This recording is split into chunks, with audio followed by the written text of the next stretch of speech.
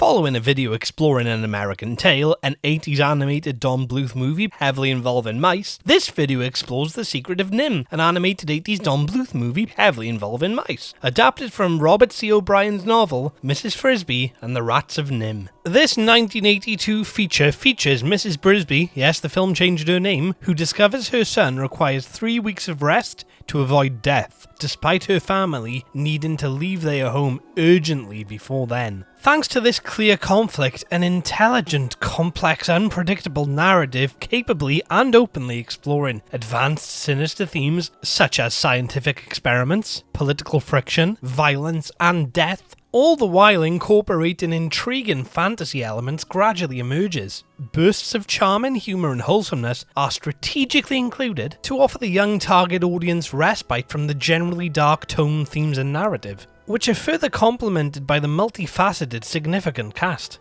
In her last role, the late Elizabeth Hartman channels the vulnerability and agency of Mrs. Frisby. Yes, the film changed her name. The late frequent Don Bluth collaborator Dom DeLuise channels the endearingly nervous energy of Jeremy. The late Arthur Mallett channels frustration and surprise and altruism as Mr. Ages. By the way, Mr. Ages is a character I haven't seen in a while. The late John Carradine channels the ominous nature of the wise owl. Derek Jacobi channels the powerful wisdom of Nicodemus, the talking cartoon rat sorcerer, so capably that several real talking cartoon rat sorcerers who auditioned for the role were turned down. Peter Strauss channels the bravery and affability of Justin. The late Paul Scherner channels the fierce, manipulative nature of Jenna, and other characters and actors exist as well. Well, sorry, but listing every single role would be impractical. Also, Frank Welker plays a cat. The experience is elevated by expressive character designs, flowing animation, a vast colour palette, and dramatic shading, enlivening the full, rich and varied world building, which harmoniously blends several realistic modern elements with broadly medieval-inspired fantasy sensibilities. Though generally excellent, the film is faintly blemished by certain details. A trope I'm typically opposed to in storytelling is a bland villain, one who's solely defined by their unexplained evil nature, and while Jenna is an example of this trope, in this case it arguably suits the film. The plot and conflict is generally so developed before he's introduced, even, that the film never desperately requires a hugely complex villain. It already offers enough complexity. Jenna exists to provide direct physical jeopardy, which is more understandable to younger audiences who may be confused by the entire plot surrounding NIMH. You know, the secret of NIMH, if you will. Ooh, The Secret of NIMH, that sounds like a good name for a film. It's probably why they picked it for this one, to be fair. So while Jenna would have benefited from slightly more personality, his genuinely menacing presence means that he does serve his intended purpose quite effectively. Therefore, the relative lack of villain development seldom actively hindered my enjoyment of the film, even though it typically does. Also, Frank Welker plays a cat. One aspect that slightly hinders the film, at least in my opinion, is the very end, which suddenly focuses on Jeremy and his romantic situation, which was only very casually mentioned earlier on and was totally divorced from the main story. It's a slightly confusing creative choice to conclude the film with this detail, as opposed to briefly showcasing this idea but mainly focusing on Mrs. Frisby. Yes, the film changed her name. In defense of this detail, Jeremy is a sympathetic character, so there is some elation in witnessing his happy ending, even if it does feel forced and sudden. Regardless of these minor criticisms, due to its handling of both traditional and subversive dark fantasy elements, as well as the fact it feels the most uncompromised of his filmography, Secret of NIMH is my personal favourite Don Bluth movie. Probably should have reviewed it later on in my Don Bluth series in that case. Maybe I'll just complete it before the Land Before Time video, but upload it after the Land Before Time video. Yeah, that's a good idea. I hope I don't forget to do that.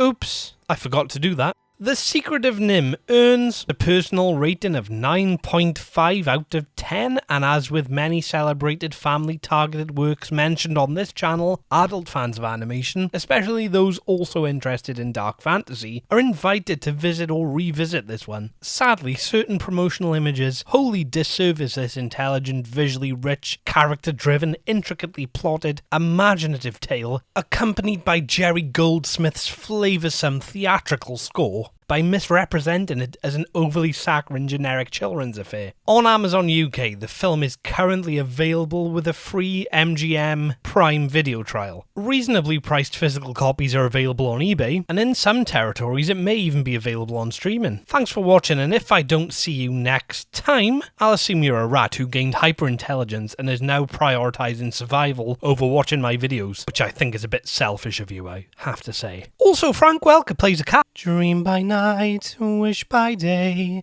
love begins this way. Loving starts when open hearts touch and stay. Sleep for now, dreaming's how lovers' lives are planned. Future songs and flying dreams all at hand.